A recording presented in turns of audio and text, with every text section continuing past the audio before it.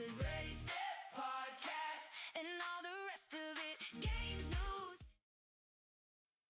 And we are live. Welcome on everybody to the Ready Step Podcast. We have currently not missed a week. Let's fucking go. So today's Stephen. this a thing. Today's topic, everyone, is going to be the preparation around setting up, like going to events, the whole thing, every bit of prep that you do. That is the topic of today. So I'm currently joined by Brandon and Marnet, and we're just going to dive straight on it because obviously next week's the LC in Merchants up in Glasgow, which hopefully a bunch of us are going to be able to attend. And then obviously we've then got, slightly getting closer now, the EU qualifier in Sheffield as well, which I'm pretty sure everyone's going to know. I see it's up at 62 players as well. So it's like 3 players away from hitting that magical 7-round number. Like that's what we need, that's what we need it to get to, though. Yeah. We need it to get there because I want the extra round promo. Jessica, that's one more round of Universes and one more Rebel Frontier promo. Yeah, that's the main thing. I think the main thing, honestly, is just getting an additional promo. The more promos, the better. Yeah. Like, we know that that's the minimum cap as well, so that's an hour more of fun with the friends. I feel like Bold Brandon should be my superhero name. Bold I feel like that's that should be my your caption name. You're going to have to Bold edit Brandon. the background now that it's on one of those screens. Yeah, it's somewhere like Bold Brandon. Bold Brandon Toon. So yeah, so like as I say, like obviously the topic being like how do you prep for an event? So I'm thinking like how far back do you use to go into the preparation of an event? Oh, because I will depends how aggressively will ruin most answers. So I'm going to throw it out to use first, and then do what I do. I would say like the core of mine is, so there's normally like a question I ask myself first. It's like once the event's revealed, I look at the event, how long I've got, and I go, okay, with the event, do I want to go for fun or do I want to go to like try to take it really seriously and try to win? And I'll admit 9 times out of 10, I kind of just want to enjoy the game. Like it's my main hobby and escape. So the main thing I want to do is have fun. So I'll test a bunch of characters that I like the look of. That I'm like, yeah, this guy seems fun. And when I say fun, I don't mean just any random jank. I mean someone that seems like they're either middle tier or top tier. They seem fun, and I'll play it, and I'll go over TTS with either Phil or whoever wants games, and I'll play and grind out. Obviously, I'll stream some of the matches, and I'll just try to see for a feel of each of the characters. And then once I've got a feel for all of the characters, go like, okay, this is what I want to end up playing when I'm going there. So I just make sure that I have a good solid list together, an idea of what I want to play. Give myself even a couple of options just in case, like a couple of days beforehand, I'm like, oh, you know what? My heart's saying, play this. Just play it. Go and play this. Enjoy this. And that's what I do. Like I was on Reigner 2 for the longest time, just because it was for me one of the more unique characters. He was really fun. Like I had really enjoyed the whole like Vegas style system. It was a bit of roulette. Yeah. I got to play every card type in the game that was available. I like playing card types. He was like just different to what everyone else was trying to do and play. Like he was just fun. And then sorry, what are you saying, Manny? Did you ever play Reigner 3? I did play Reigner 3. I tried Reigner 3 out for a little bit, and I always felt Reigner 2 was more fun just because of the. That's fair. What he did was more unique. I feel like what Reigner 3 wants to do is still kind of just like a prison build. It's just like a lockdown build, and it's just kind of that was smack you after you can't do anything. Whereas Reigner 2, it kind of had. For me and the opponent, it was kind of like, well, even he's going to come out here. Like, what am I going to mill? Like, will I hit attacks? Will I hit foundations? What will I get? And it was like, a very carry on. Yeah, they have like, because their abilities are somewhat similar, but they do them in different ways, which I found quite fun. Yeah. So the premise of what the character wants was the same, but what he actually ended up doing was slightly different. Yeah. And like, So like, there were so many people that had to like go through what actual cards did in my deck because there were so many cards that just weren't played in other Yeah. decks just because of I had fun playing against Yorina. Yeah, We've played. Yeah, it's such a cool deck. And then But like yesterday I played Tomura Shigaraki and I just played it because I know he's not the strongest, but he's just really fun. And to be honest, none of my games were whitewashes. None of them were, other than my Rodan game. Other than my game against Rodan, none of the games were like problematic. I would say a lot would have probably stalled out to draws, and it was picking up wins and rounds. It was fine. Like it needs a bit of work, but it could probably do stuff. And I really enjoyed that deck. I don't think the be all and end all is like winning every game. Like 100%. Yep. like making your opponent look at something and go like, oh, this is just so weird or so annoying is also fun. My plan for next weekend is Eren Yeager Usurper. Just because it looks fun. Like that's the one. Yeah, like there's just so much like there's so many different reasons to want to play an event. I think the basis of what you should do before you go to an event is figure out what's the event meaning to you. Is it meaning, it's high end competitive and you wanna go and slap everybody about? If so, just start looking up deck lists on like universe.cards and stuff and find out, what the main deck lists are doing, what the meta is right now. Watch the obviously streamed around that people are playing and find out what's going on. Or if you want to just have fun, who cares what everyone else is playing? Find the character you enjoy playing, you've enjoyed testing, and just play that. Play where your heart's at, because that's the main thing, right? We're here to have a good time. And the beauty of Universus is the depth of characters and all the different things they do and how unique everyone can feel, and it's a good time. 100%, yeah. Am I allowed to play Overhaul? You are not allowed to play Overhaul. I can't believe Reese wasn't even following, as that's just also came through. I've got the alerts turned off, obviously, because we're recording, but I still see the activity feed. So what about yourself? Get him, Colin. What do you do in the process? At least in the character selection. So, character selection, well, to be fair, I kind of start earlier than that, because I figure out, like, I base my preparation on how big the event is. Mm-hmm. It's like, I went earlier this year, Flesh and Blood had a world premiere in London. Massive event. It was in the XL, and I had like everything planned, prepped, ready. Patriots first LC, I hadn't even submitted my deck list. Yeah. When it comes to character selection, that's the part I'm struggling most with right now. I'm sure both of you have seen me like talk about not being able to figure out which character I want to play. Yep. Normally it is just kind of like, what do I like? And I'll just kind of play that. But I just like everything right now. Which is fair. Yeah, there's a lot of good stuff right now. There's a lot of things that are fun, like Mechazilla 1, and getting to play the one that lets you, when you spend to play an EX or the powerful from the card you use from your hand, you get to draw again. Yeah, that one's cool. So most 5-handers are 6-handers anyway, and you get to just burst out with this thing. It's good fun. I'm also like looking at characters that rotate next year more when it comes to picking what I want to play, because it's last time I got it. It's like current high up on the list. Is Zeke 1 from AOT 2. Yep. Just because that card's cool. Yeah, it's a really good card. And obviously,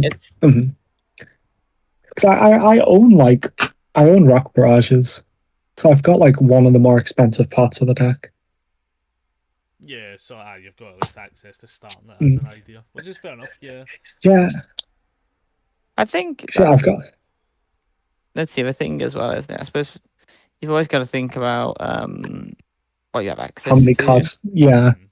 Especially at the minute, because like some of the newer stuff, like a lot of people have struggled getting access to. Like, I I have just not got Sensor opened. Sues, and it's looking like I'm gonna have to just buy the decks just to get Sensor Sues, because like we just don't really have the access to the market like that. Because I'll only have a set for myself. Otherwise, I would have offered you some, but they only come in. You only get 2 in a deck, so Yeah. you don't want to borrow them though. I've got them for like that. Yeah, that'd be great. Yeah, because I don't think I'm playing them in anything right now. That's fair. Nice. So yeah, I think for me, like, so this is where like I'm just going to be like the complete oddball. All my answers are going to sound wrong, because like 99% of the time I've already picked my character, and that's just who I'm running with till they get banned. Like, I very rarely at an event level, I very rarely change. So like currently That's what I saw. is probably where I'm at, the kind of weird spot, because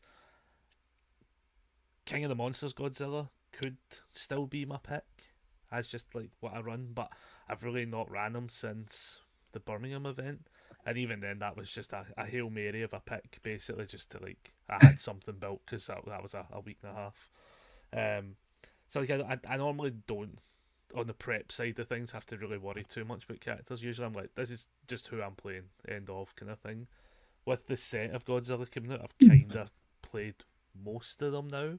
I still want to try and by the end of this year rotate and have played a game with every single one of the characters in the set. Which ones are you missing? So the two I'm missing that I don't want to play anytime soon is Mothra and Anguirus. They're on the list, but I kind of want to just say I've technically played them because I've played against them so much. Where like I just feel as if I thought I'd be like, okay, I know what the game time is. Like I know what's going to happen. I thought Anguirus would be your type of deck, honestly. No, Anguirus is up there, Right. but so many people I just say, I played think Anguirus Anguirus- when he came I out. think Anguirus is the same as Godzilla, isn't it? Like it's not too. Yeah, he's Mm.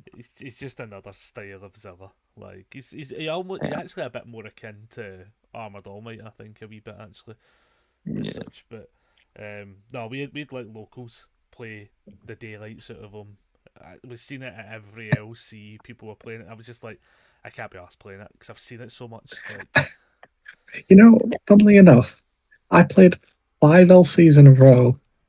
Did not parent Anguirus once. Anguirus Hello, is- Brick. By the way, just because Brick put lurk in, I just thought I'd say hello to Brick because no one else. I think it was like stuff like that. The same with like Mothra. I probably would like to play Mothra, but at the same time, like we've got like Emma at Locals plays Mothra. I know Apple down south plays Mothra and stuff like that, and they float up. And it's Yeah. for me personally, I just don't find it that interesting or fun a match as such. So like I've played against it enough to know I don't enjoy that hour. I know playing as it's not going to change my enjoyment of that hour. Like that as well. So I'm putting those Yeah. two very aggressively on the back burner of saying essentially they've been played, even though they've not been played. Yeah, Yeah. because you know, like, their ins and outs. Yeah, it's just that. Like I know what's going to happen as such. I think the only ones I'm really missing now is like the Rodan, the Hedora, because it's just a throw deck. To be fair, so I'm not really excited about it. Hedora, Rodan. Who else we got? Who else we missing? Biolante is who I should be playing. Cause it's like one of my favorite. It is actually like my favorite Godzilla Yeah. character. But And you get like when- Ursine Might then. yeah, well, yeah, that's kind of just it. It had also got this sort of pseudo game plans where I'm just like, oh, this is.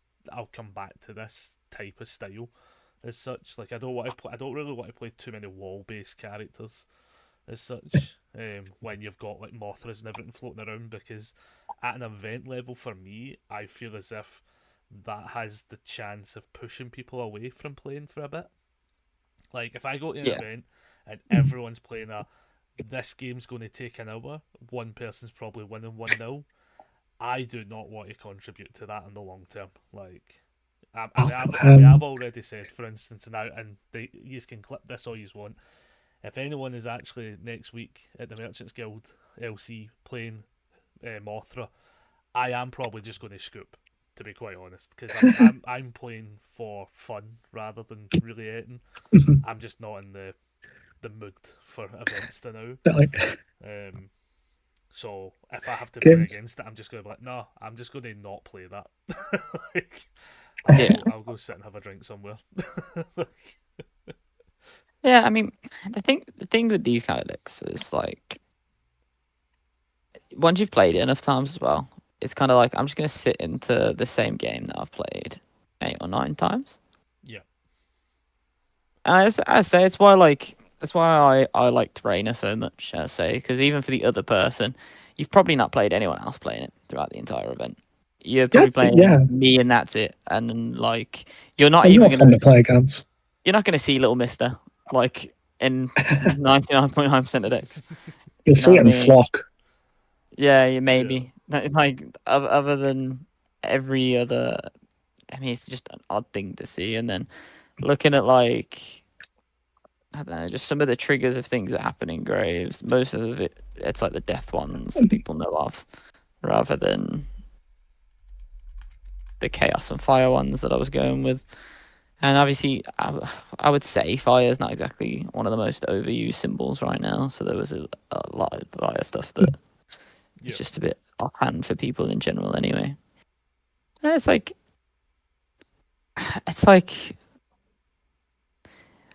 I'm honest, I think the problem is going to be soon that good cards are just annoying and boring. Because the good cards are basically in every good character, and every good character is playing those good cards, and it's just like I'm seeing the same 6 cards non-stop. And it doesn't, the ability slightly changing on what the character with the good symbols doing, like, oh, they're given a speed or a speed reduction here and drawing a card somewhere, and then they're playing Protector of Life to stop me attacking in my turn, and then they're using Gin Glove to play the same Protector of Life again. And then they're just going, oh, look, here's a bug bite and a freaking overdrive fist. Here's an overdrive uppercut and a bug bite. Oh, yeah, cool, man. I've seen this attack string before. This isn't entirely thrilling. Yeah, I think that's something that's going to happen where it is, as you say, you're going to see the same deck with a different character, but it's the same deck. And it's like, even when I'm looking at my last City Rampage decks.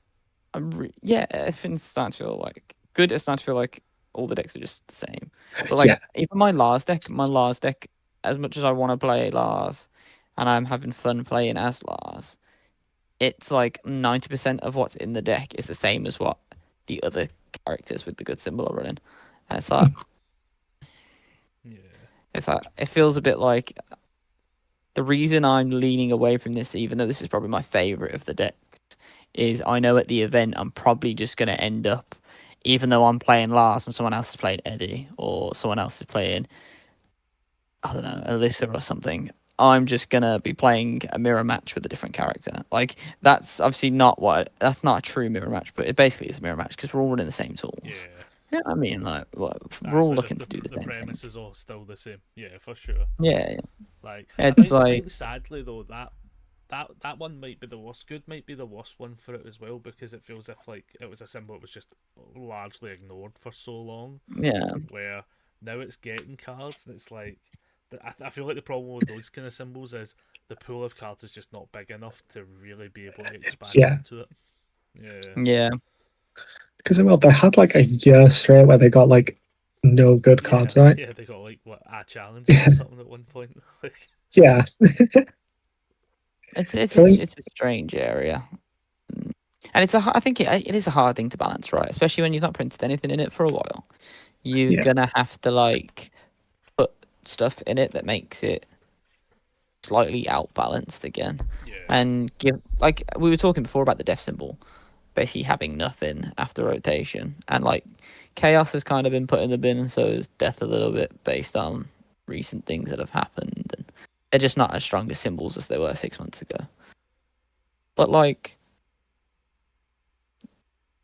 I don't know. I feel like what happens is there becomes less creativity or like personal flavor put into decks, and everything is just kind of the same. because of them just being good. Like basically, the good stuff is that good that it's like, well, if you're not playing it, you're probably not going to do as well. Like Void, Order, and Good are probably the 3 symbols at the minute that are just like cracked. One second. Yeah, I can You see check. up about that. Yeah.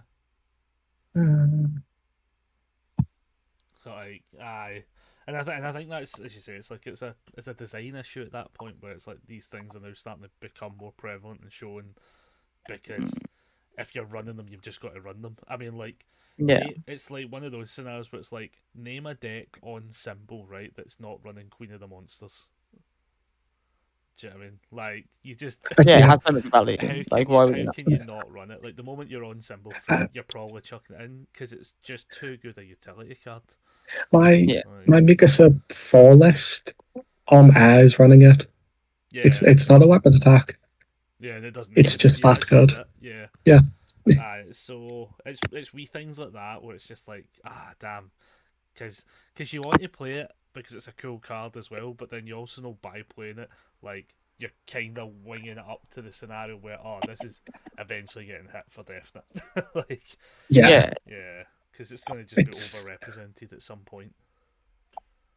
I mean, obviously, Yeah, I think that's what they had to do with Team Hero. Obviously, the asset, like, it was in every deck that could run it because it was just too good a card.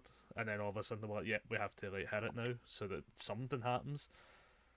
And it's a shame as well because it's like, here's a symbol that's underrepresented, and the worst part about it is half the stuff's attuned, so it feels as if the worst offenders are just like, "Oh, I wasn't running that symbol, but this lets me play it." Yeah. I think we might see something happen to Queen after the next regional. Because now that Tekken's out, you have your like Alyssas and stuff out, and they're gonna abuse that. Yeah. The only flaw is, even if something does get hit, just bear in mind there's no ban list update for the EU qualifiers. It misses the window. Oh yeah. I don't know whether it is gonna get banned, right? Like, it'd be weird for it to be a promo, for it to be pushed so hard, and for so many of the characters to care about building, for them to then hit the cards that care about building. Like, it's a really, it's like it's too good at building. Yeah, but it's a really grey area, is it? Because then you'd turn around. I would turn around and go, to be honest, Zeus Unlimited is better. Zeus Unlimited, you get to stack your deck. You have slightly similar stats, I suppose. It's 1 more speed for 2 less damage, but you're getting to stack your deck. You're getting to build a card. It's just good. It's also 1 less difficulty if you have 5 or less health. Yeah, you don't. Actually, You also don't need. You also don't really need the momentum in the first place to pull something in. Obviously, there's other ways to get around the whole spin the momentum at the thing, but yeah, you know what I'm saying? Like, it's just, that is Queen of the Monsters that much stronger than Zeus Unlimited, or is Zeus Unlimited stronger than Queen? And then it's like, okay, well, there's no argument then that you'd have to ban both, because every card that's playing Queen is now also going to play Zeus. You know what I mean? So then there's 2 cards that you got to look at, and it's like, well, at it there, I was like, I'm looking at the cards because I've got the wee promo one, and I'm like, I think overall, if I'm being honest, and I had to find a spot for a 5 diff, I am probably still running Queen over Zeus Unlimited, only because as long as you've got the momentum, Queen lets you pick the thing you've got. Obviously, there's a cost to it, obviously, but like the concept in my head at least is, if you can pay the cost, you get the choice of a way bigger pool. Because the thing with it as well is, it's like, yeah, look at the top. It also replaces itself. Build one of them. And also, the thing as well is, like, it's just Unlimited that builds it face down. Yeah, you're guaranteed for the face down. So you're going to get. But that's an outward card. Yeah, an outward kind of scenario. That's a Titan injection. I think I don't know. I think it's also, so if you hit 2 attacks, for instance, you still get the build. I think that's kind of why they've done it. As such. Yeah. But you're getting a resource, but you're not getting a resource with an enhance, essentially. Whereas I feel as if Queen, on the card pool section first, you're already getting a card with enhance. It just feels very heavily statted, I mean, it's still like what 3 high 7 as well. So even on the damage It's scale, 4 high 7, is it isn't it? 4 high something? I'm pretty sure it's a 4 high 7. Should have one sort of within reach. I think it's a 4 high 7 with a. I want to say it's like a 4 weird high block 7, mod as sorry, well. with a 1 low block. Like it Yeah, really 1 low does block. fill. That's so bad how many cards are just within reach for me today. Yeah. Yeah, I mean, I think it is just that kind of scenario. I mean, I think Queen's just too heavily statted on every front. Yes, you've got a great low block. You've got fairly alright average speed, but pretty decent damage.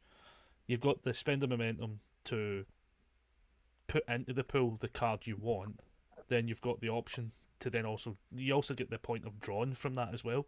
So you're spending the resource to put the card into play and draw. Then you're getting to with the other blitz build it. Like it does. You can also just clear a card from your card pool. Yeah, you can also just clear. Like, I think overall it's just doing too much on one card. Like that's like what a cost, a build, a draw, like decent stats, like all on a 5 diff, all on relevant symbols as well. Like I've got combo salvo right here because I was looking at the Aaron stuff. A 6 difficulty has the same stats. A 2 low block. Has powerful 4, so you need momentum for that. Kind of like the. Yeah. But then also, for one of its blitzes, you need to have 5 or more removed cards. And then the other one, you need to have an attack in the momentum to add back. Yeah. Like, this is a more like higher difficulty card. That feels worse. And then the same rarity. I think combo salvo is. It's one of those things. Combo salvo, in my opinion, is 100% avoid. It's 100% like a void intended card, in my opinion. Like, you want to look to play it on either like evil or void. I don't think it's as strong on the chaos symbol. I might be wrong. It's got options for adding momentum, but like the thing of it is, in the way I use it in Shiggy, is it's a bomb. Like I'm gonna build a wall, string a few fake attacks out, and because I've built such a wall, I've got 14, 15 foundations. Even if this is on a 10 diff, this is getting through. And now you've blocked these other things. Do you have 1, the block zone to stop it? 2, the resources to stop it? And 3, if I put fucking 20 damage into this thing with 5 momentum, are you full blocking it or taking half, which is now like a freaking 14, 15 damage even if you half block it? Yeah. And like it's a trigger card more than it is a lead off card. Where I feel like Queen of the Monsters, yeah, you can kind of play it anywhere in a string, but it's better as like a lead off. It's better of like start Queen, get something in, build it in. That 1 progressive you now get, that thing that you've just built makes up for the 1 progressive because you can just use it to commit if you need to. You know, like it has tools and resources to really get you going in a turn. Where you kind of want to be pulling Combi Salvo as like a final bomb and just let it explode and just kill people in like a control deck. But that's it in Chaos though is going in my Aaron 4 because he wants to cycle to transform. His ability adds cards to his momentum. Are you catching a meteor with Aaron? I don't know. That's kind of what I'm like on the fence about. Yeah, it's a struggle, right? Like it's kind of the thing of, is the game going long enough to where I'm spending 7 momentum? I think potentially, yeah, with the way a lot of decks are now. It could definitely be a sideboard piece. Yeah. Because I don't think I want it in like aggro matchups. Because I think those games will be over fast enough. Yeah. But I think like, because it's just when you spend momentum, it doesn't have to be like certain things, right? I think so. What are you? Let me check my momentum like sinks. Do I have it to hand? Is it in my folder? Who knows? I really need to organise my stuff on my desk. Only 2 of my attacks have powerful. So there's only two things that like actually spend the momentum here. Hmm. So I think that's part of the reason I haven't like. So, responds tenacious after you spend the momentum, add that many meteor counters to this card, and then form sacrifice mill. Cards in the deck until you mill an attack. Play that attack, no check necessary. Only playable if there's 7 or more meteor counters on this card. So, if you're able to generate 7 momentum and use it, I mean, why not? I guess. Yeah, I get. But I guess with It could. cards like Aaron, unless you're like, I mean, you've got some ways of making fake momentum basically and stuff, but the actual spending part True. of it, it's like There's no tension attacks on his keywords either, which sucks. it's an interesting idea. I don't know necessarily if the game lasts long enough for him to benefit from it. Yeah, I think some matchups do, some don't. Yeah, But then it's like I don't want it in the main board for the ones that don't. yeah, because I think there's you're just running the 2 discs with no effect. yeah, Yep. And he's a 'Cause, like- five-hander as well. I forgot about that. Yeah. So yeah, Yeah, also I got, dunno. like, bad 5-hander problems coming up with like a card with no effect, basically. yeah, because like all the like cards I have in the deck, I kind of have to look and like, am I actually playing these? Yeah. Because like I've got a Grish's Attack Titan in, and I'm tempted just to get rid of it. Like it adds an attack back, but it's a backup. So it's kind of like I'm a 5-hander. I kind of don't want this backup. Yeah, I think that one floats into the category of like, kind of like when you have like, okay, yeah, I mean, because it's one of those, you're a 5-hander, so like you might get a semi-dead draws, but you might need that one extra attack to be a kill turn. So Yeah, assuming you play it early enough, it just says, because the thing as well, if you think about it this way, right, it's basically saying to your opponent, when I'm ready to go, I've got an extra attack. So This your is what I was opponent- gonna say. Then your Good opponent's detour. then going to say, do I need to deal with that early and then by default not deal damage to a 36 health character? The amount of True, yeah. times I, with Rainer, even just had people go into the Grisha, and it was all because people didn't want me to bring back one of my defeating the Colossus Titans. That I was just kind of like, I don't actually care that you attack it, because I've either already got one in hand, or I know I can pick one up from momentum when I flip yeah. myself. It adds Yeah. it adds So a it adds, like, fury. a- So It has that adding deal with this, There's only- or you're fucked kind of element to it. there's only 2 attacks it can't add back. So I think I might say it. Yeah. I also just put. I'm just throwing short-lived promotions in there. I love that card. I think that one's like Short the promotion's a really good card. I was running it in Reiner just because like, what's better than being a 6-hander that does all that stuff? Being a 7-hander. Listen, hit the magical moment where you have 4 of them out and you're going up a hand size of 4. I think I became a 9-hander one game.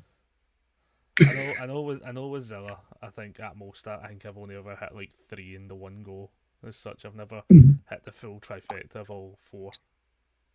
But it's Perfect, fun. if you will. But yeah, no, this is where it gets kind of cool. Like, because now what I want to ask on the preparation level of things is, what do you do the day of the event? Well, I was gonna say, like, I do like to take LEG's nanny's advice and fucking make sure to remember to wash my balls. That's one thing. LEG's gran always reminded, like, you're going on a date, mate. Make sure you wash your balls. Like, that's a key thing. And honestly, some of the smear stains you can find at Game Shop toilet, you probably want to remember. How many? Do you ever get them bad at like Griffins? Nah, but I'm never there anymore. Oh, You think- yeah, because you're like I have you time? moved in. Yeah, I'm so far. It's sad. I've got so much going on right now. Like, Yeah. trying to set up my business stuff and I miss that work. stuff. And, yeah, it's a good shop, man. But yeah, it's pain at the minute. Hopefully things calm down a bit, getting towards like Yeah. Christmas and New Year, and I can be a bit more settled and find more time to go to things and do stuff. Like, See, on the day of the event, I'm probably on a coach to the event Fair. yeah. because it some days, like sometimes, well, it is always just cheaper for me to go on the day and stuff. It's like, because paying for hotels expensive. Yeah, that's true. It's like the Sheffield LCs that I did. I'd leave my uni accommodation like 6 a.m. to get a 2-hour coach to Sheffield. And then I'd sit in McDonald's for another 2 hours until the shop opened. It's one of those things, right? It's like if I'm going with people, then I'll meet Phil. Me and Phil will have breakfast or whatever, and something to drink, and then we'll get to Patriot, and we'll talk over at decks and the games we played, and then this will probably be beneficial here, and try to remember to do this if we've had things come up in games when we've practiced with each other. Yeah. It can persistently X happen, and try to remember to do X. And try to just to get in a good headspace for it.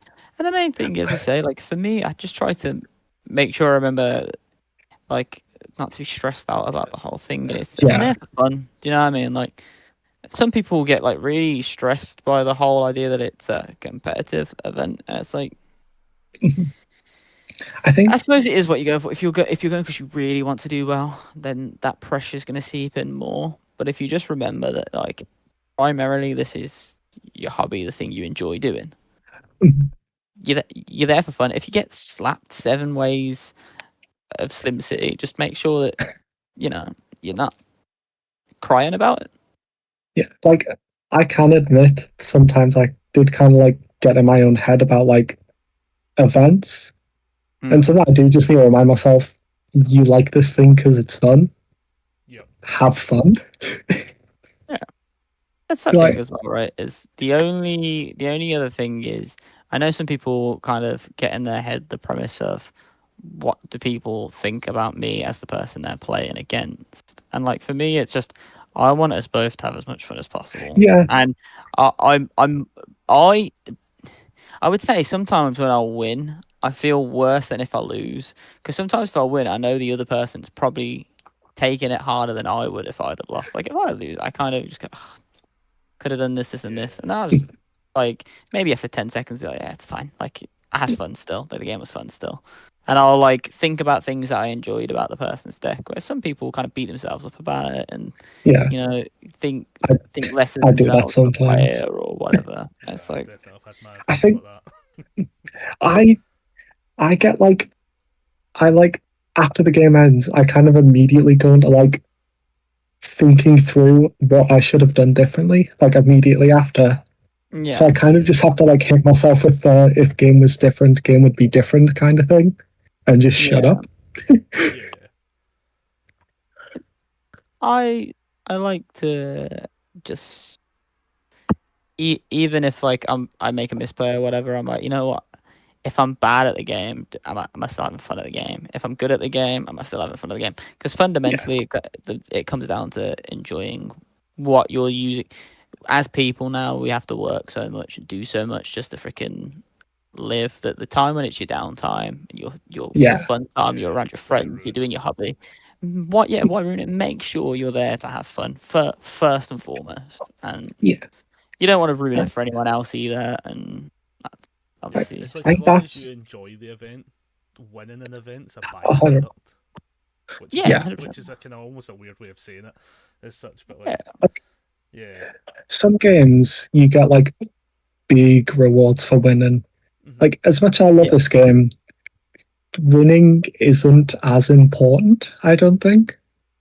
Yes, there's your good stuff, but Flesh and Blood, for example, their world champion gets 500 grand. Yeah.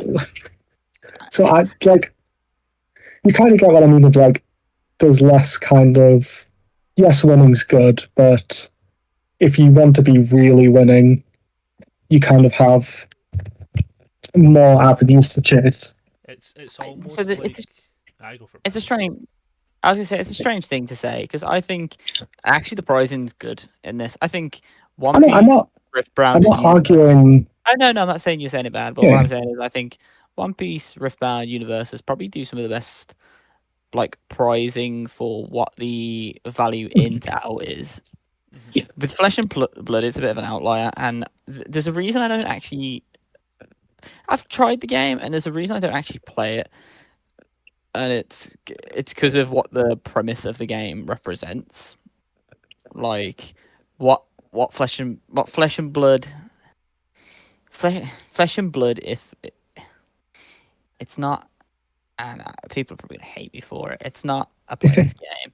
It's a game for people who have money to want to try and make money. It's effectively people playing poker with extra steps. Like that's what Flesh and Blood realistically is, the competitive side of Flesh and Blood. And like some of the cards and sets cost stupid money, and the games let's be point blank about it. The game's not that popular. It's not as popular as One Piece. It's not as popular as Pokemon. Oh yeah. Like, the levels of the game is not yeah. that popular, and One Piece is crazy popular and has way more people participate in the events. But the events are cheaper to enter, and the prizing's equally as good. Whereas Flesh and Blood is a bit more expensive to enter. I think it's more top loaded. Like you're getting more for doing better. Whereas this game, you're still getting a lot for just playing. Yeah. So Flesh and Blood is basically I don't know how to say. It's kind of like a sponsorship bracket. Here's how I would explain it, right? Because initially I was going to get into Flesh and Blood when it was initially kicking up, right?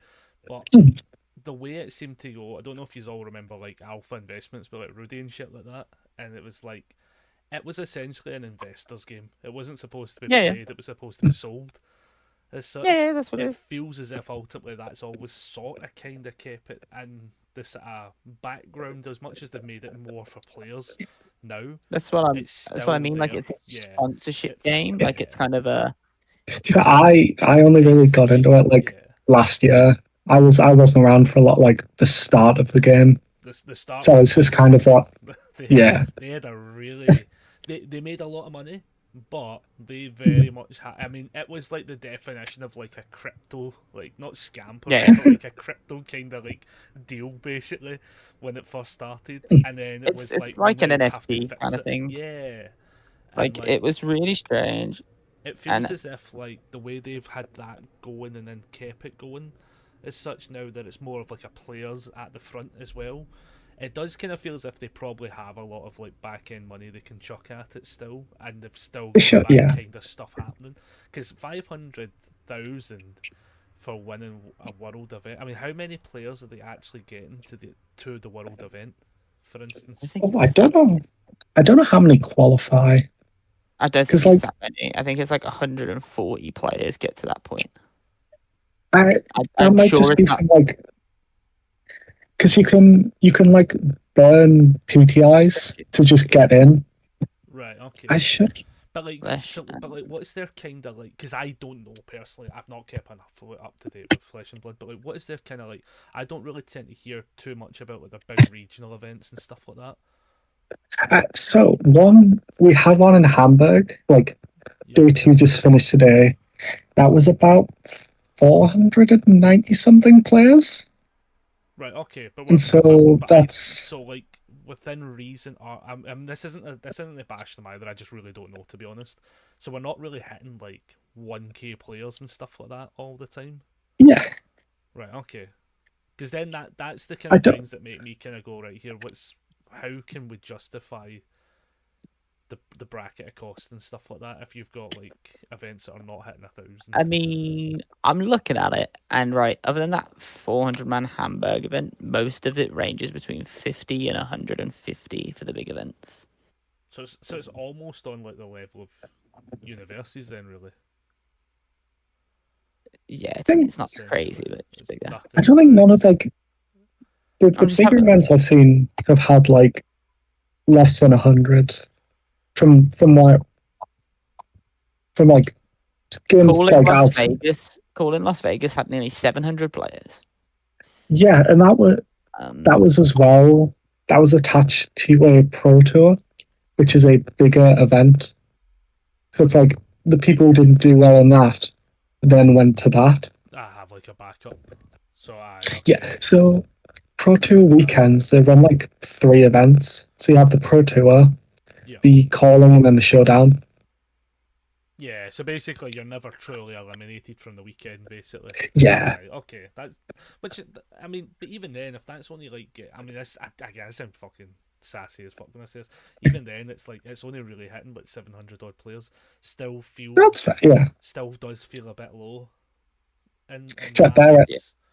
Whereas you're seeing a lot of these games, like I don't know how many people were at that Riftbound in Barcelona regional, but I'm going to assume that number was not small. So like stuff like that. So like we're seeing different scales. The idea of 500,000 just kind of threw me a little bit because I'm like that. This Just one, I mean, they're feels saying they're like advertising a lot. $2 million for their worlds. Who's That's There is that's no the prize chance. pool. That's the prize pool for like every single Yeah, but- event for the year. Yeah, but for the year. Yeah, so okay. it's like every single cash event adds up to that 2 million. Right. So it's okay. so it's 2 million over the course of a year's worth of events. with So the prize so pool. it's like it's like a world circuit, not a world's like it's not like a world's final. It's like a world circuit. Like there's world I know. qualifiers So in different national. you still have a world championship. It's like that's still the big end event of the year. It But kinda- then like it all the kinda other events. sounds- it kind of sounds more like a PTC circuit for Magic, where you have Yeah, rounds yeah, at the yeah. end. That's what it's sounding to me a little bit. I could be wrong, but like that's I- what it's sounding I like. think their competitive structure is based on Magic. Yeah, I'd imagine. Okay. I'd imagine both are typically. To be fair, Yeah. It just there's sounds. only It just only sounds. so many ways you can reinvent the wheel when it comes to like event structures and stuff. I know for sure we've tried our hardest year on year out to reinvent the wheel, but like in the grand scheme of things, They even tried getting rid of. yeah. But, like, it just feels like an interesting number to be like having out for. But then again, Yeah, all these Yeah. companies will be doing different stuff. As I say, like I think like Flesh and Blood as an investor style game probably can justify that cost. I would not be shocked. Like if Yeah. if only my data comes from basically the first couple of sets. Like I mean, those sets weren't even like no one was playing the game when the game came out because you couldn't afford to open the box. Yeah. Like no, that was generally it, right? So like when the game That's came out, true, it was so heavily in the investor side that you would just sell it on the secondary market. You'd buy a box, it'd say like 100 quid, right? And you couldn't open it because if you opened it, you knew you were going to immediately lose money on that box because the actual content wasn't worth it. But the Yeah. Even if you get all the main things, you'd still be Yeah. like £500. yeah. So like, Invest, like- whereas it being sealed and you sell it set in the secondary, you were easily getting 500-600 quid for a box. It was so stupid. Investors are like the reason I don't really want to play One Piece anymore as well. Like, One Piece has gone awful to try and get stuff for now. Yeah. Yeah, I think that happens. That typically happens with any game, really. Like you kind of Yeah. when it comes to investment side of things, like you'll see these kind of people that do investments, they float about a bunch of games and they'll float about what's popular and then they float away all the time. Mhm. I mean, like it's the same when you've got like all the people who buy into Pokemon and stuff like that, and then once Pokemon Oh, yeah. starts cracking down on it, then they float away to another game. Like, and all they do is they just self-inflate the values of these games. People then think, oh, this Yeah. is now the cost. This is what we're doing, and then these investors float away the moment the money dries up, kind of thing. Yeah. So even like Heroes of Exandria, that one kind of like I think that was not like invested kind of thing. Like that one was kind of one where like more outside people came in. So basically, one's like Heroes of Exandria, right, is very IP driven, community driven. Yeah, yeah. Like it's Yeah. got a very, I'm going to say So the aggressive. people fan people base. actually want it for the fact that they like the thing. Yeah, Like they're buying it to have the thing. Whereas like I know what you were saying. You were saying it's not an investors thing because of that. But like yeah, we had that issue Yeah.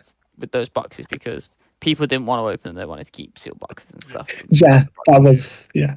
or if you're looking, So that's what I'm saying. Like we struggled with Violent Animus shots like Yeah. everywhere because because not enough boxes actually got opened. Yeah, Yeah. Does anyone even own a set of Animus Shot? I do. I've got one. Do you? I do. Yeah. What? They're in my Shiggy now. They weren't before, but I've put them back Yeah. in now. I don't know whether I'm going to keep them in him. I might actually run White Angel of Death instead of it. I do like White Angel of Death quite a lot. Like, it's a That's really good the card. one of blocks played flip foundation, yes?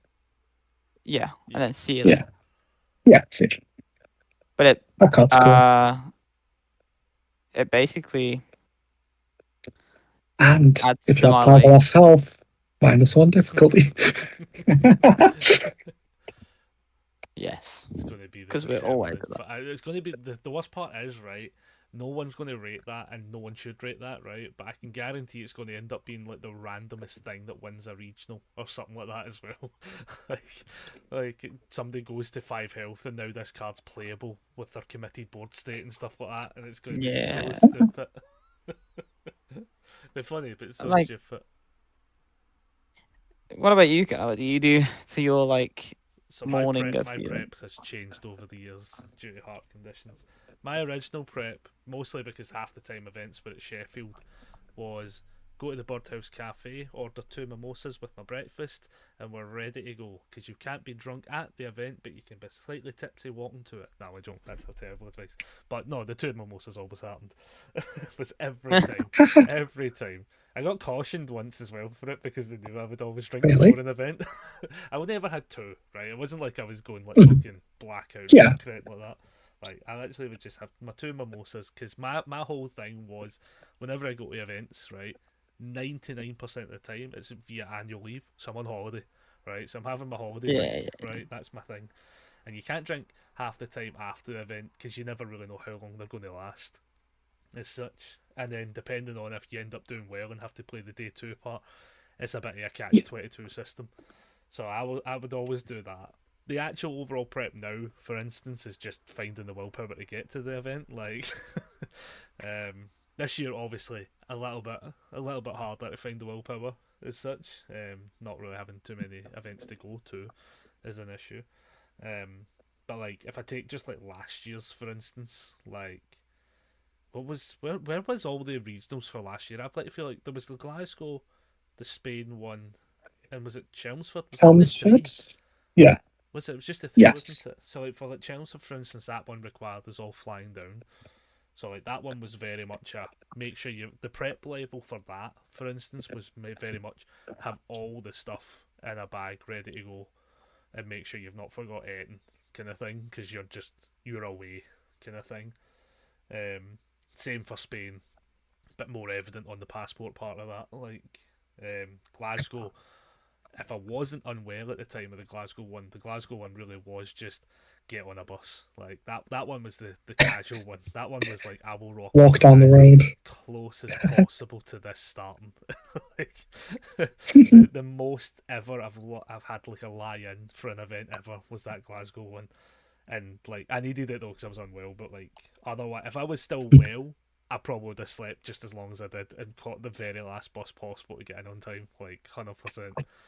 Like, I would have taken a game loss in round 1, like, just to lock up a bit late. I think for me, like, preparation on the day as such would be not drinking, to be fair. Keep yourself hydrated, but don't drink.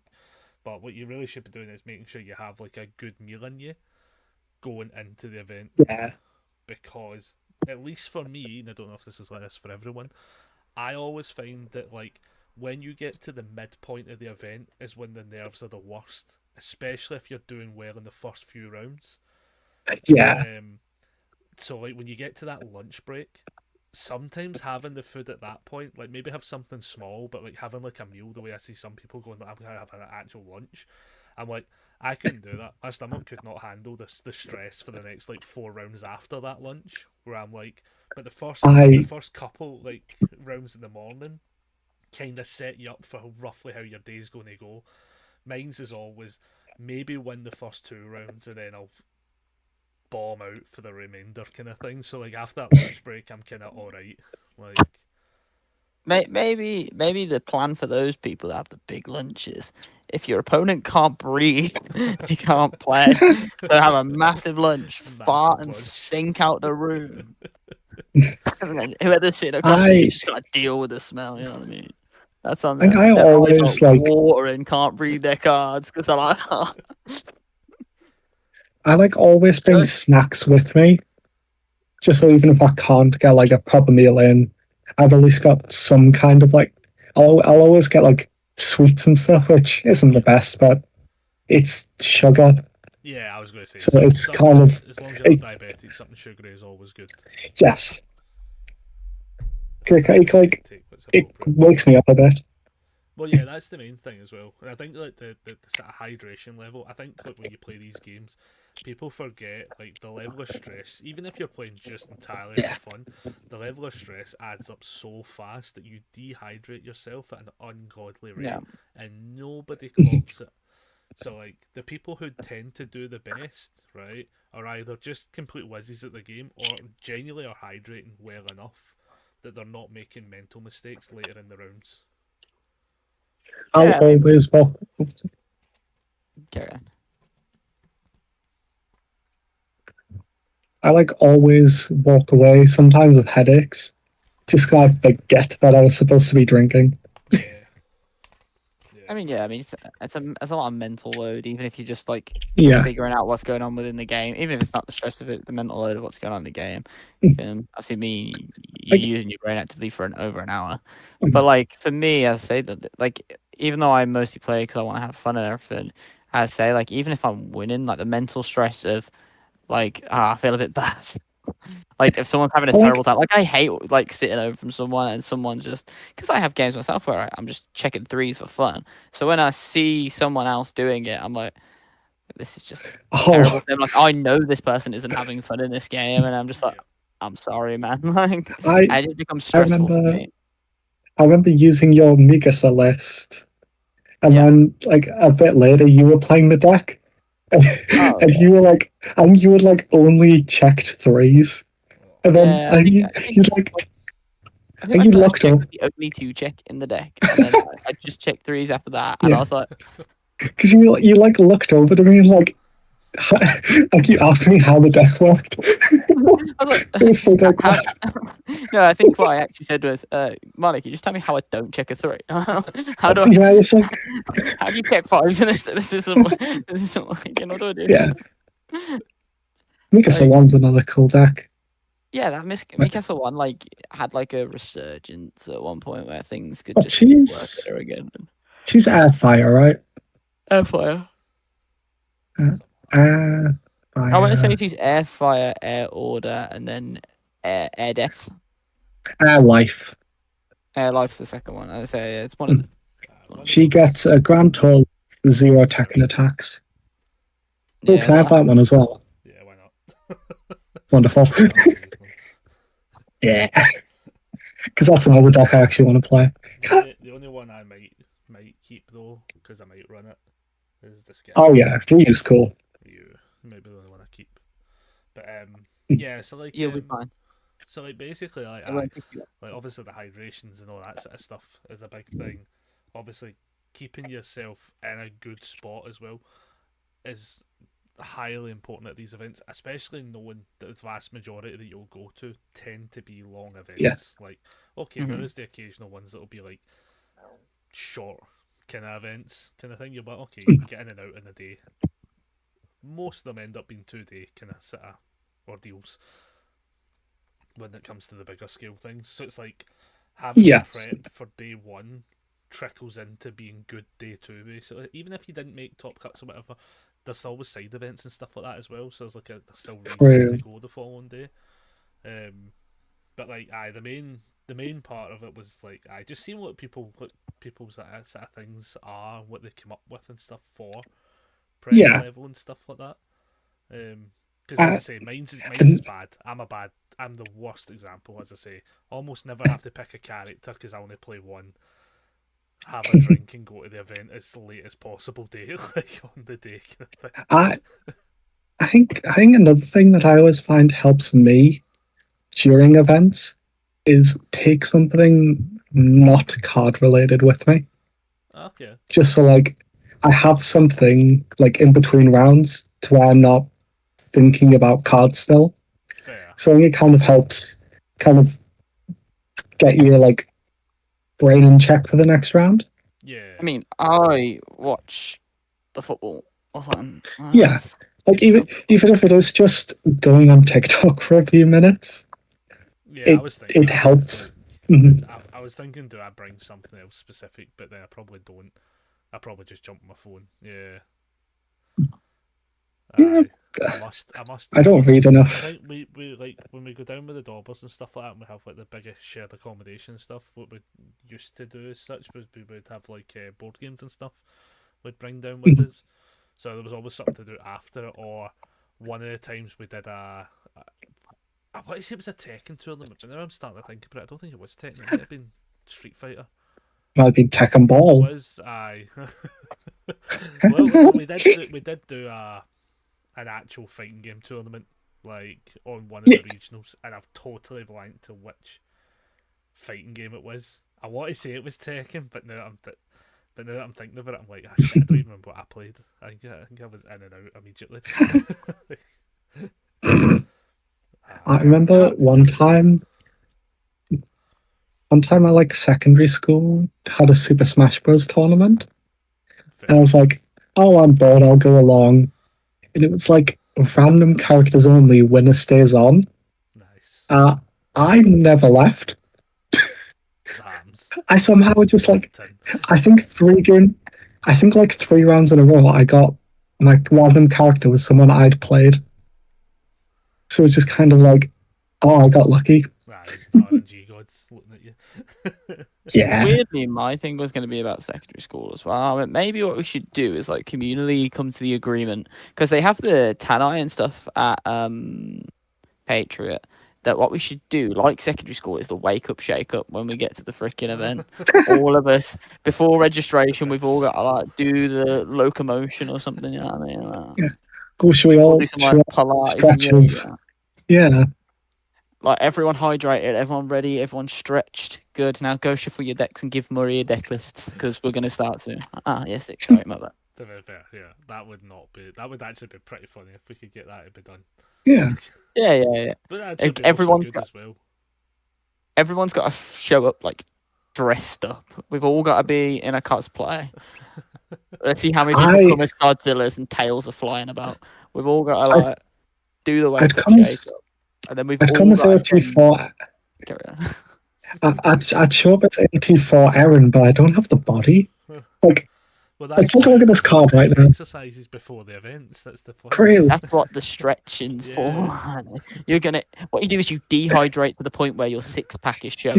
You do all these stretches, so you got a good No. pump on. And then He has like, when you're done, you that's like drink a bottle of water. 10-pack. Yeah, true that, man. Yeah, like, Connor, you've got the card next year. Take a look at it. Yeah, that Aaron is just. That is a 10-pack. Yeah. But like, I've got that like Aaron level physique. Let me tell you, I've got them freaking chiselboard Is it- abs. Is Let me it just go get an demo eyebrow deck, pencil real Aaron? quick, and I'll show you. Is it demo deck Aaron physique? It's what? Sorry. Demo deck Aaron physique. Yeah, I just need an eyebrow pencil and about 6 minutes of CGI work. Do you not remember which Aaron the demo deck was? I can't remember. Which Aaron the demo deck was? Yeah, like Yeah, the It was- kid one it in was- it with the spear. yeah, it was a kid. Yeah, That's not the one. I got loads of those demo decks. I got a couple. I think I'd one. I tell you, just some of like the stuff is just cool that happens in the game. Like even like the Wukong, Yeah. like the Hercules demo decks are just like cool little things. I kind of want to. I still wish they would just do something with that whole scenario Uh, because it's IP. Yeah. You can- just use. Yeah, just use them. You can give us, buy like, those on the Universal's website. But after that, other than those demo decks, give us like a characters of history set. Like, just give us like, even if you gave me a challenger series that was history's greatest challengers, just as like a weird thing, and you gave me Hercules, Wukong, and like some other mythical Franklin creatures. D. Roosevelt. Obviously they're doing it now with like Rebel Frontier, where they're like diving into their own IP. Like, I wonder if that's solely so they can like do the whole reprints and stuff like that with not having to touch potential things that could be confused. Like it's their own thing, end of kind of deal. Yeah. But I would have liked it if we could have like all the different gods be like reprints and stuff like that as well. That would have still been pretty cool.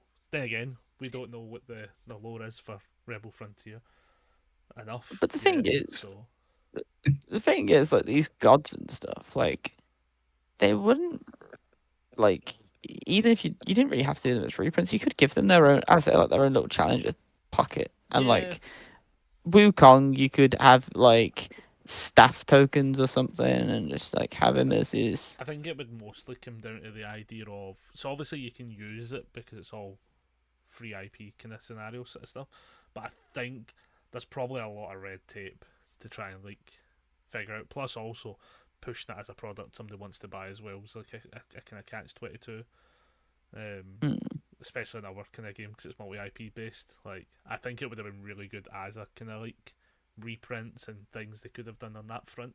Obviously, they've got their own now, so it's kind of done that kind of deal. I think making product for the players, and we struggle with these like reward store ideas. Why not just make these challenges a reward store exclusive, and then you can use reward points to get them, and then the people that actually play the game that aren't really IP focused will spend their reward points on something. You'll get these cards in circulation, and it's just kind of like a. You need a playset of everything, so you'll need two of each of the deck. You know what I mean? Like, because they're putting the challenger decks that they print and keep excess of on the reward store anyway. Like, we can get Street Fighter right now. I think that's like a cool thing. Anyone have a spot 1,200 points so I can get 2 of the Chun-Li decks? I do technically have the points, but you're not getting them. Damn. Because I'm waiting for Cardboard Crusaders to come out so I can get my Yeah. So what do you need from Chun-Li? I just want the deck. The full deck. It's like I try to get at least challenger decks, at least one of them when I can. It's like I have one of the Ryu ones. I still need to pick up a Heroes, like the new Final Battle Heroes one. Yeah. Yeah, it's one of the ones where like, because they're a deck, I just have them. Yeah, that's fair. I always try my best just to like get 2 of them on launch. I think the only one that I never did it with, I only have one, was the Solo Leveling one. But mostly down to that, I just forgot it came out. To be honest, when that one came out, because I think the problem with that deck when it came out was it was just break my fingers here, but fun. Like there was nothing to it. And nothing really I wanted out of it, so I was like, I'll get it later.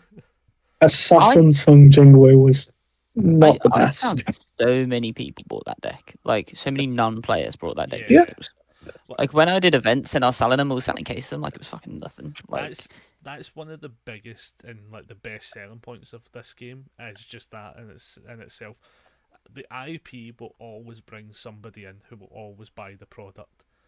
The biggest issue though is retaining them as a player. Yeah, retaining them to play. Yeah. Like, because it happens all the time. I mean, like when you look at all this, I mean, even take like Critical Role sold out very aggressively. Like, yeah, it's gonna. They have a very, very passionate fan base. They buy everything that says Critical Role on it. Like, that just is what it is.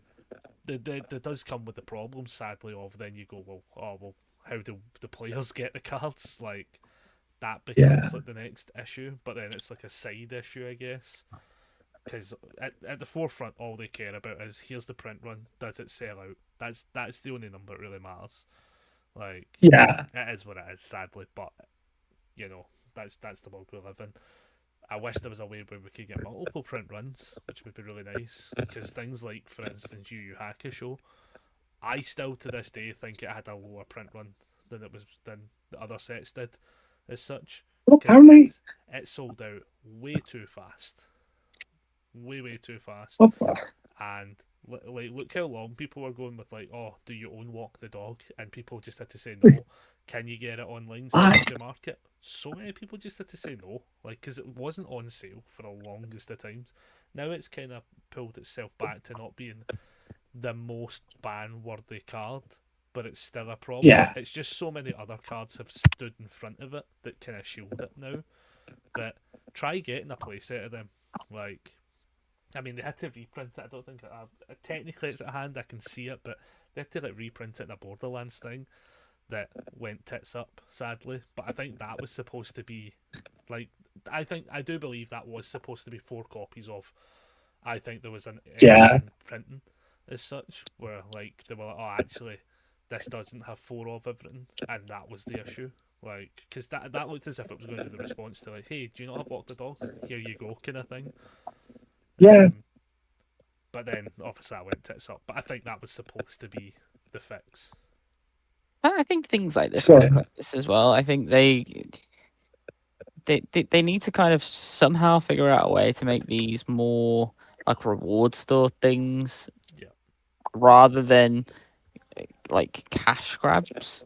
Yeah. Because the players with these kind of items should be rewarded more, and it's like we got the Tekken promos in the reward store after, but they were kind of like rewards that were given away anyway. So it kind of then feels like, okay, so if I didn't top an event, I still managed to get the stuff without having to go to event and top an event. So I top the event, I get the cards, right?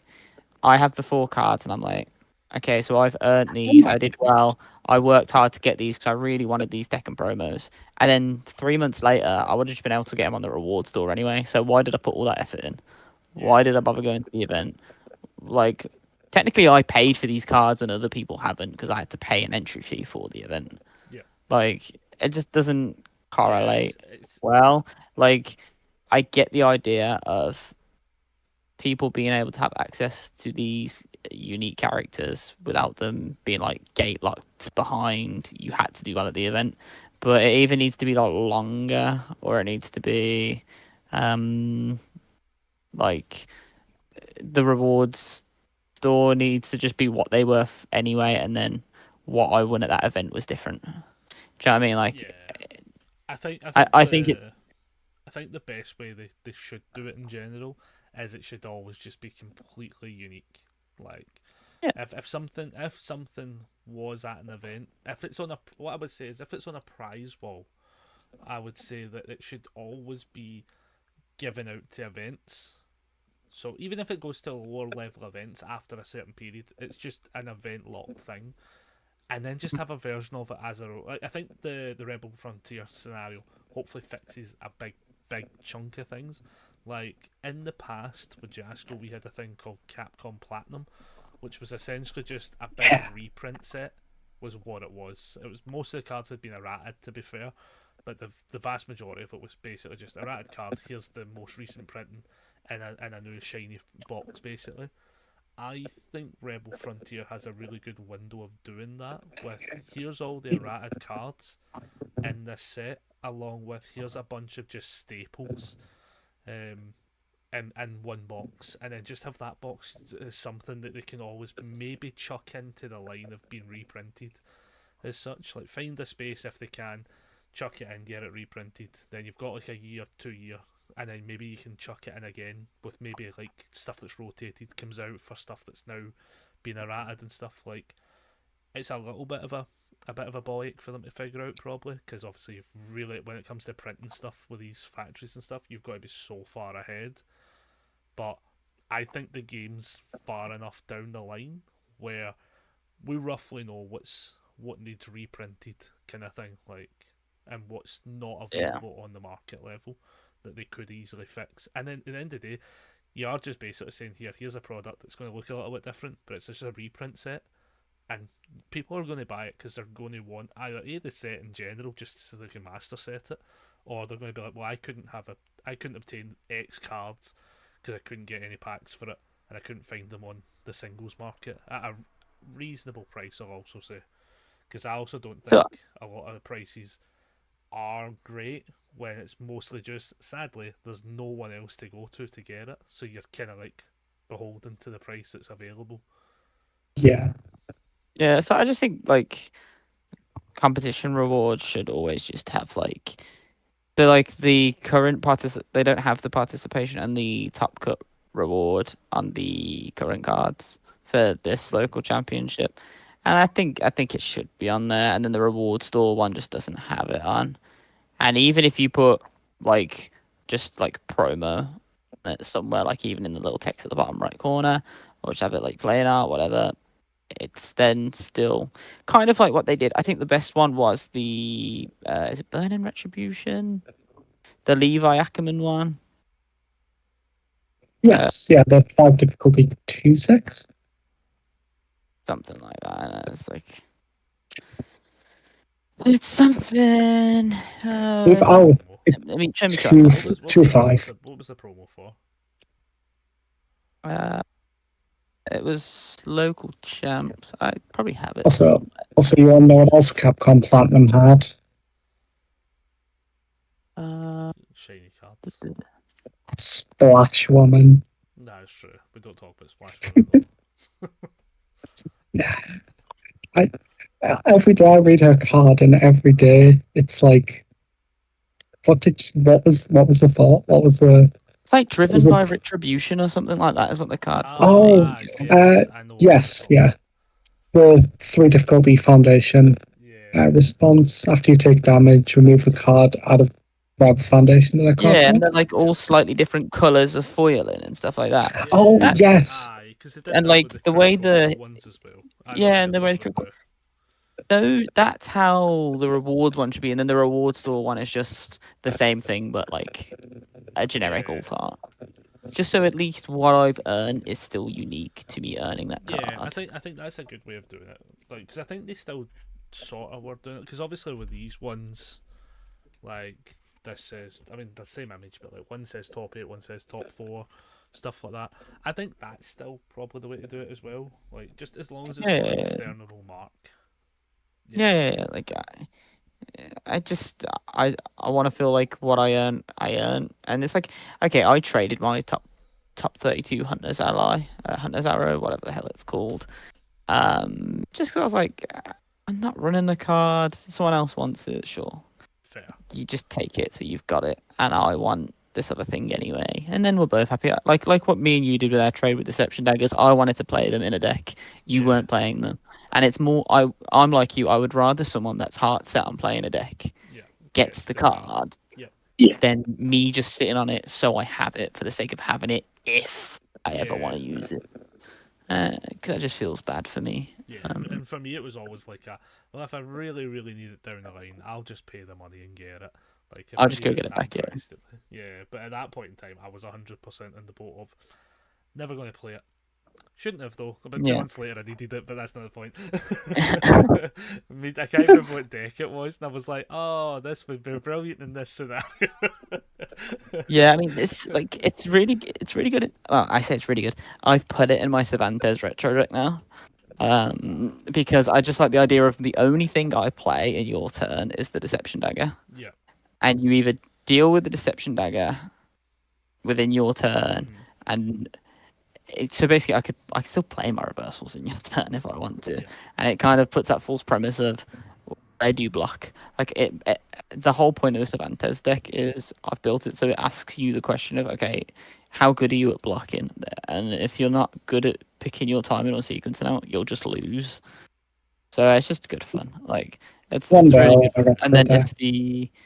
if the Deception Dagger ends up in my momentum face up, to be able to give one of my reversals stun to just feels fucking super bad for you.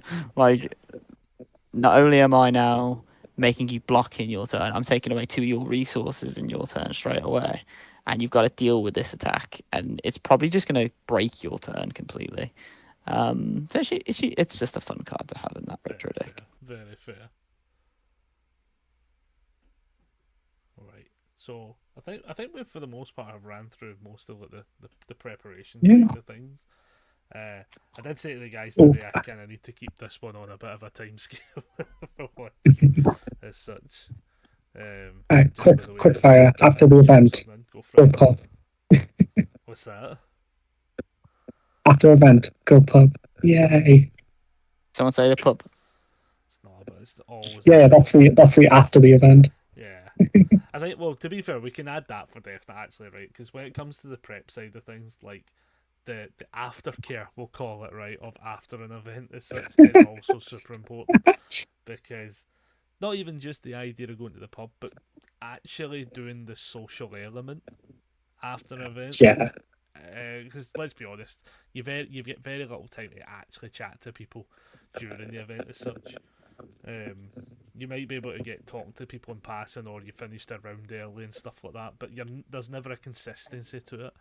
I mean, I remember at Nationals, I played, was it Recovery Girl, and the game lasted the entirety up until like basically almost the final card was like the last form, and that's it done kind of thing. And by the time I'd stood up when they put in the results, I stood up. The next pairing was already out. so I stood up and was like, I'm literally like just gathering my stuff and going straight to another table for like round 5 kind of thing. It was like stuff like that. Sometimes you are not guaranteed to chat to anybody other than how'd you do? I won, get out of my way. I'm going to the next table. So yeah, aftercare is definitely a big thing. For sure, and getting that social element into it as well, especially if it's a 2-day event, because like getting to chat to people on the Saturday's brilliant, because then the Sunday's usually much chiller, where then everyone gets to continue the chat kind of thing as well. I'm normally hanging out my arse on the Sunday side of things, so.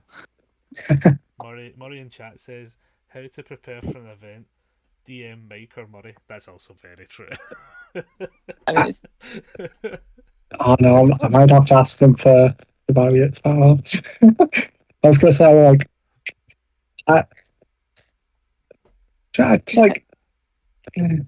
no, I still ask for cards a lot. I'm a liar. Definitely ask for cards a lot. Yeah. in fact, the only DM I tend to send Michael Murray is, do you have this card? I want to buy it. Give it to me. It's good prep though. It's good prep. You don't send love poems. Mine's is always like Murray prepping for me, where he's like, "Have you got a deck?" Like mine's is usually the other way around. Mine's is very much Murray's like, "Have you got a deck?" And I'm like, "I'll figure something out," kind of thing. And then 99%, in fact, no, let's be honest, 100% of the time he has a deck for me at the event, and the off chance that I've just completely buzzed it. Like Birmingham was the closest. Birmingham was the closest though, and even then the deck I built was not good, like because it was such a last minute job. Murray's preparation for the next event is going to be, shit, I probably need 6 more phones, because if the deck lists don't work again, I'm going to need like fucking 60 devices to pick up everyone's fucking deck list. I would to actually ask Murray about that actually specifically, because I did hear that the LC over the weekend was like, what's the word, not working, like was the cardio down or something like that? Cardio's always down. It wasn't even for you. Oh, that's also true. The deck lists are now working. Let's go, Murray. That's what we need. Be able to see the Deku and the move. But like, it's good. It's definitely good stuff. When the site is working for sure. Like Cardio didn't play ball. I thought that. I remember seeing something about it as such, and then I was like, all right, that's. I think like if cardio is not working, like I think from a judge aspect though, that's such a whole other level of preparation of like what you probably have to go into that not assuming the site's not going to work, but going in with like if something comes up, having like all the contingency plans for sure.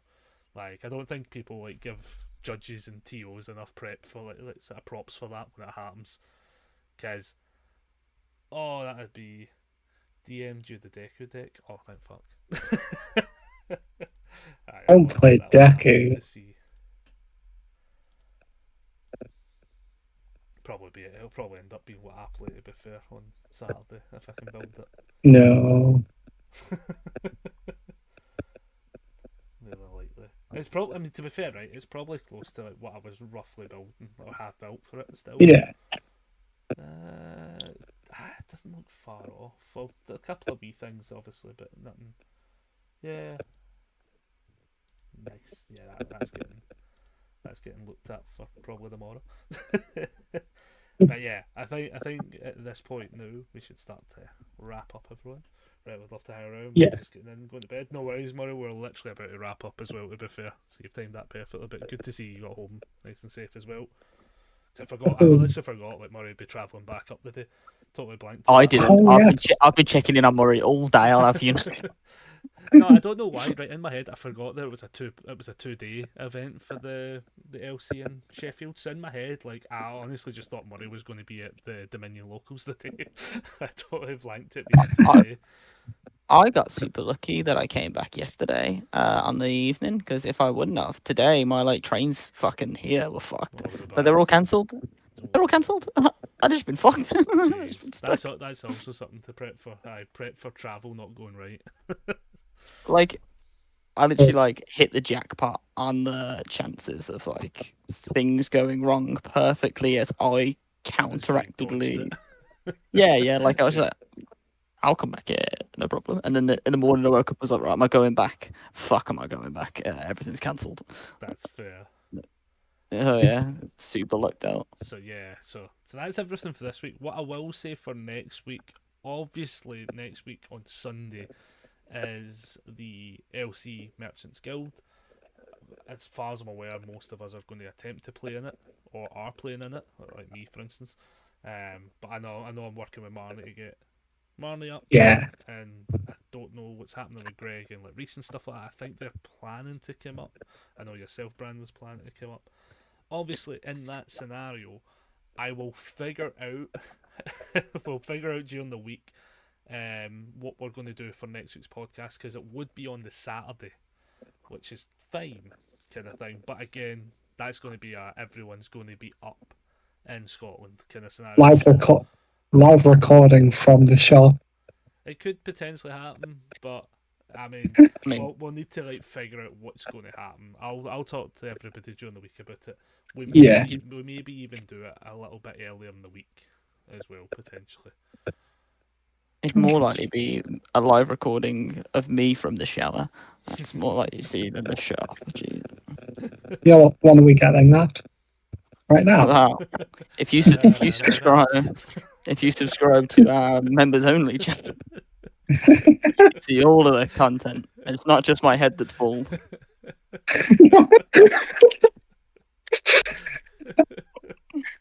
Oh man. So yeah, we will figure that one out during the week, as I say, like, and see what's happening. There will be a couple of videos coming out this week, card game related. I've now officially got slightly on the ball. I've been a bit too unwell, to be honest, to like super edit a lot, but I managed to get through the deck profile ones for me and Reese's one at least. So hopefully they're out this week if I can get them finalised at least. And yeah, we'll figure out what we're doing for this week's podcast. As I say, maybe a little bit earlier than normal, or maybe less people are on it, and it's just going to be specific who can get on at the time, something like that. Yeah. But yeah, for now, we're going to tap out everybody, and I hope you all have a good rest of your weekend. I hope to see you all next week for the LC and Merchants Guild. Catch you later on, everyone. Yeah. Bye. Bye.